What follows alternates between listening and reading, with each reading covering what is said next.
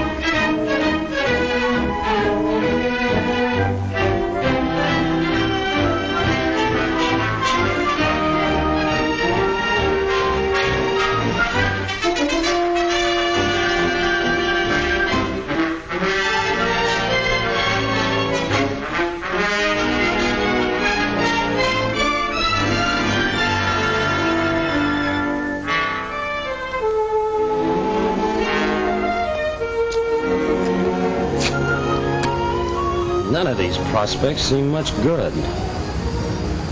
Well, they're the best I've got, so I'll stay with them.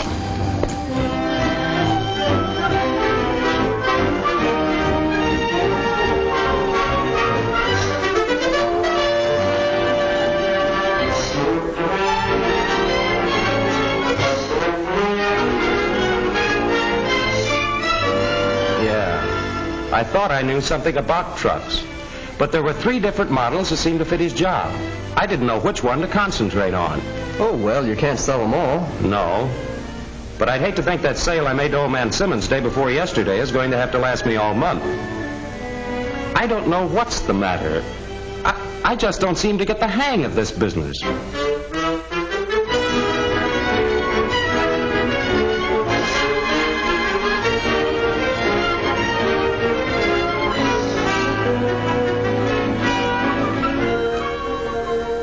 But you see, Mr. Brooks, the Chevrolet in the Action Assembly is different than the Plymouth unit. I understand the Plymouth has the most expensive construction of any car. What's the difference in the two knee actions? Well, I don't know the difference, but I do know that Chevrolet is better.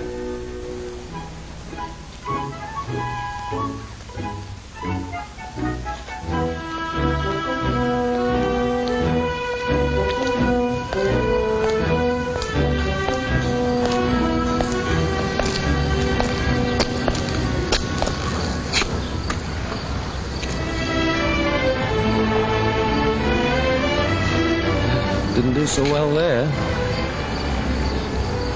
And there's that call on Beacon Street.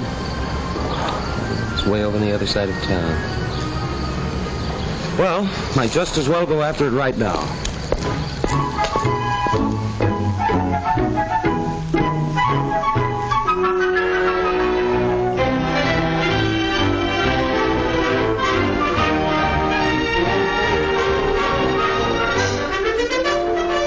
Mr. Harrington, $390 is just the absolute best we can do on your car. And that's exactly the reason why I won't buy. You're too far out of line.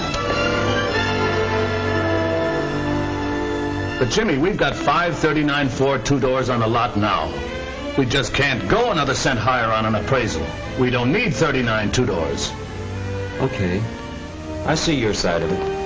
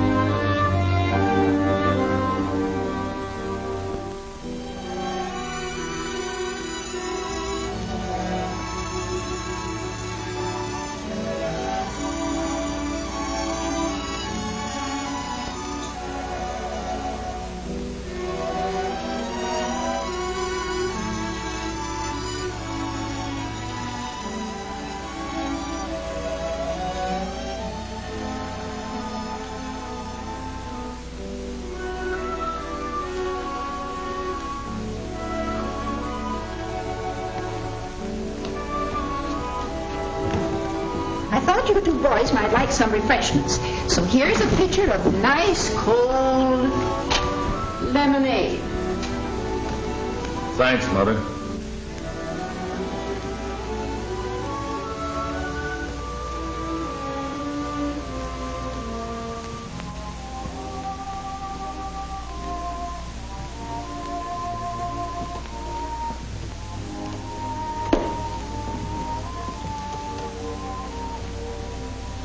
Got something mighty important on your mind these days, haven't you, son?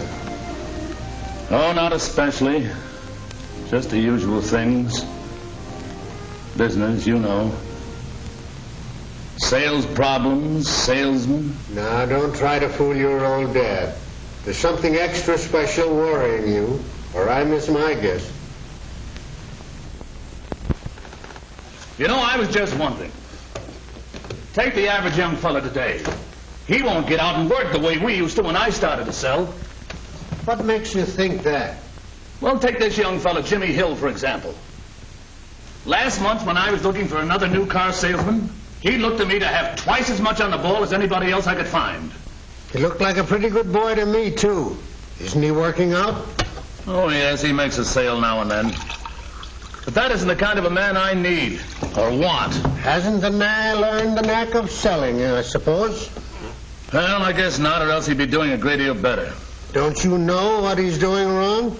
I can see enough from his sales reports. Been pretty much on his own, then. Yes. But he's had a good, thorough basic training.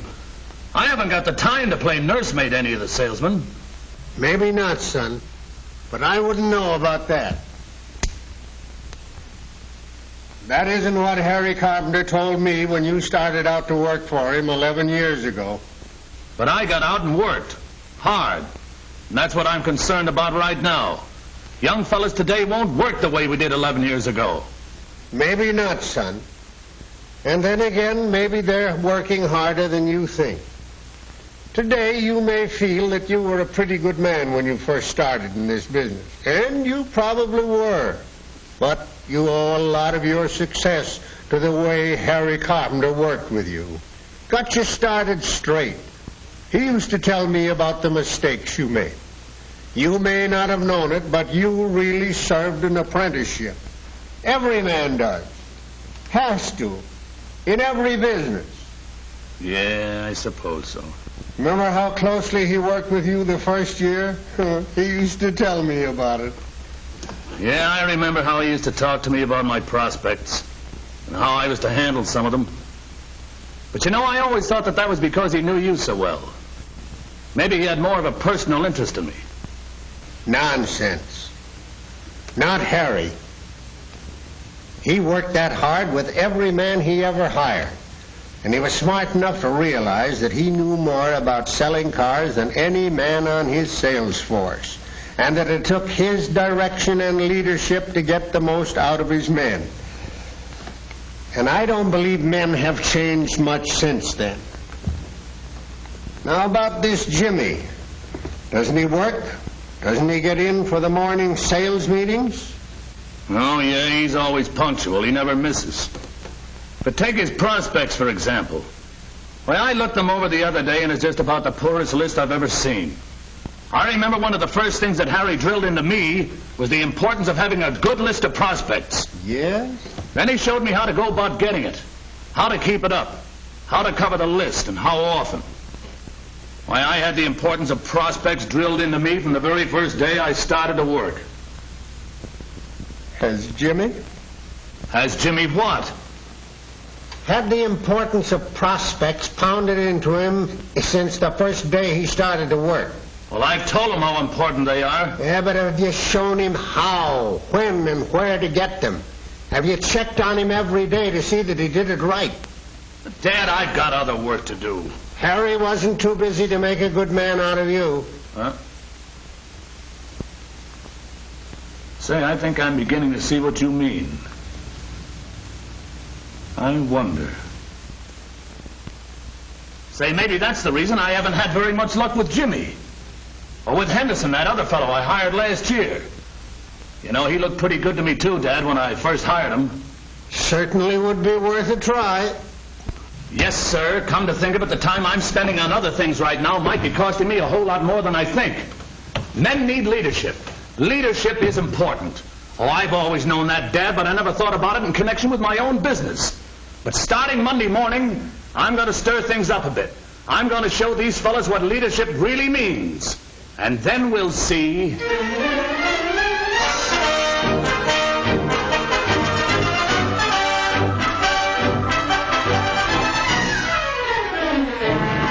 Sales are the most important thing in this business.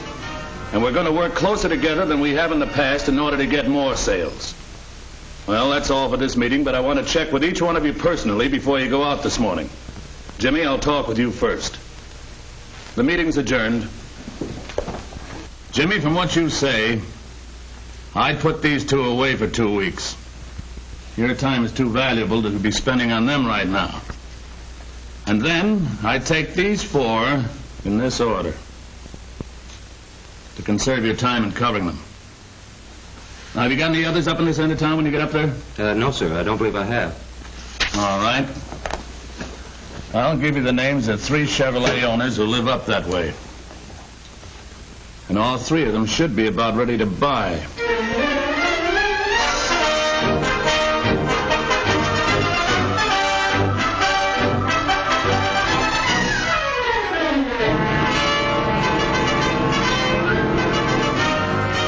Harry, I don't think you drove quite far enough with that prospect before you let him take the wheel. Yes, Mr. Warren, but he bought the car. Yes, I know, but I'm speaking about your demonstrations in general.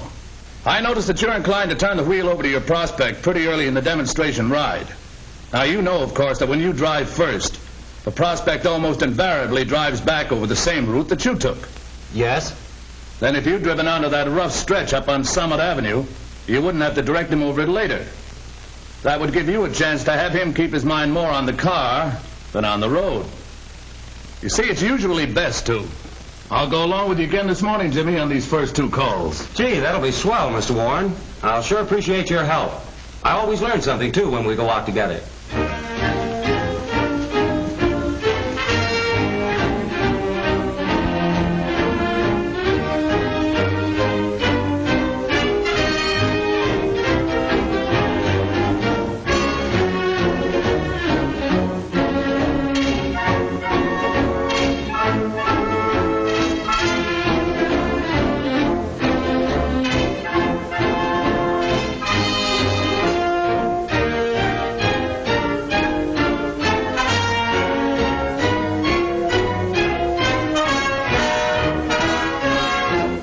Better see him again tomorrow. And be sure to have Mrs. Beck come into the showroom tonight with her husband. Okay, I'll sure do it. And thanks again for your help, Mr. Warren.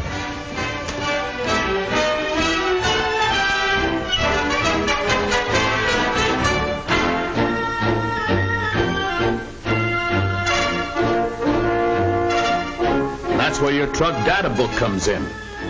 You'll find the information you want on that special equipment right back here. Now show this information to your prospect, too. Just don't keep glancing at it and then telling him about it. Let him read it. Very often, the printed word is a big help in closing a sale.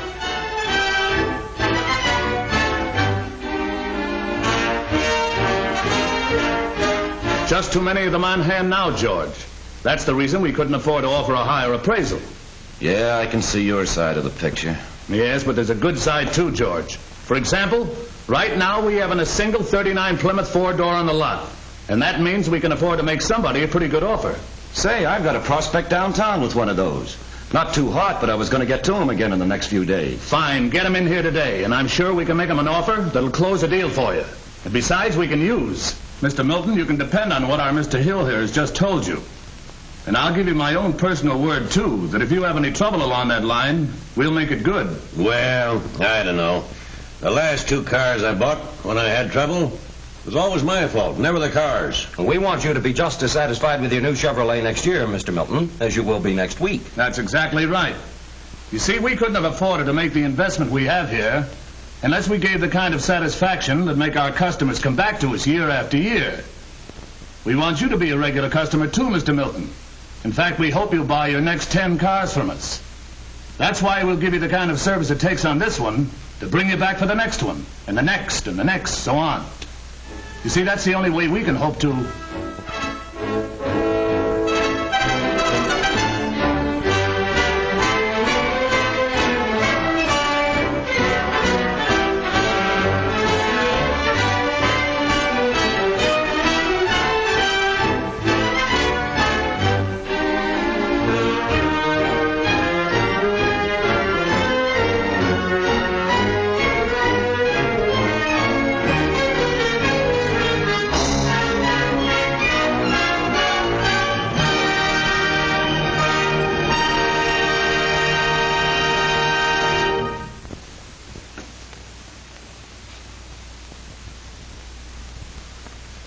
Believe me, leadership pays.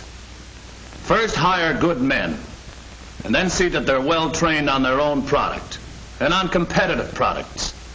Second, be sure they have all the equipment and selling helps they need and know how to use them. Third, help them plan their work to make the most effective use of their time. And fourth, stay in close touch with every man. Know what each one is doing. Work with them. And fifth, keep up their enthusiasm. Encourage every man, every day. And never forget, as I did, that people who represent you need your help.